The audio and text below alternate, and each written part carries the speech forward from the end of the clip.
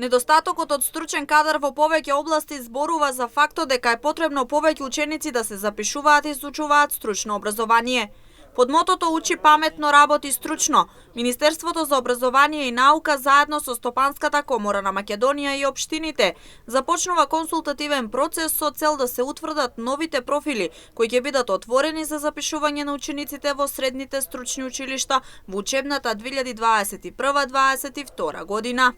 Ние како најголема организација, бизнис организација и најстара бизнис организација, долго време го подигнавме гласот и зборувавме дека треба да настанат клучни и реформски промени во самото образование, каде што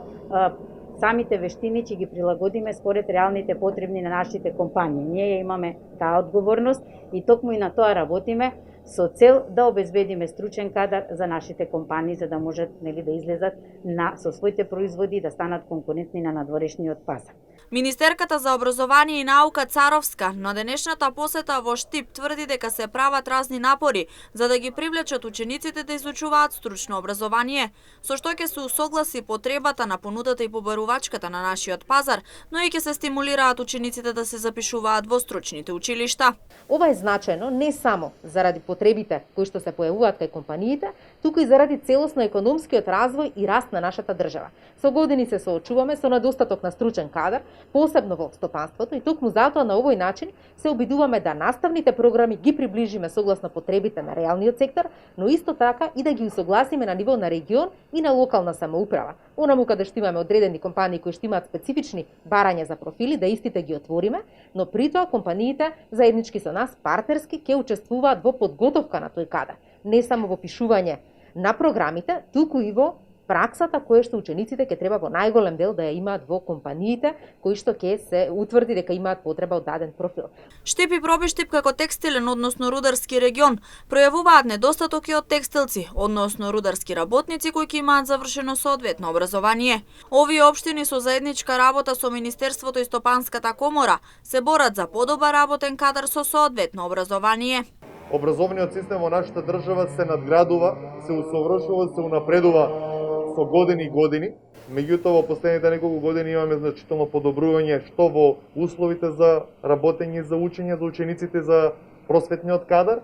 Меѓутоа, го забораваме полека делот или кохезијата помеѓу општествените потреби и образовниот систем. И токму темата на денешната средба ќе биде релација, врска меѓу бизнис форумот, граѓанскиот форум,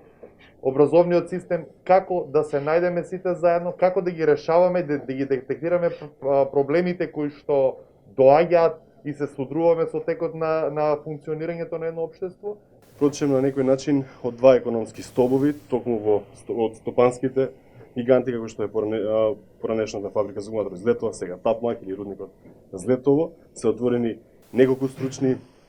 смерови кои што имаме и дефицит во изминатите години и ова е одлична можност како со Министерството за образование, локалната самоуправа и компаниите да изградиме еден партнерски однос за да можат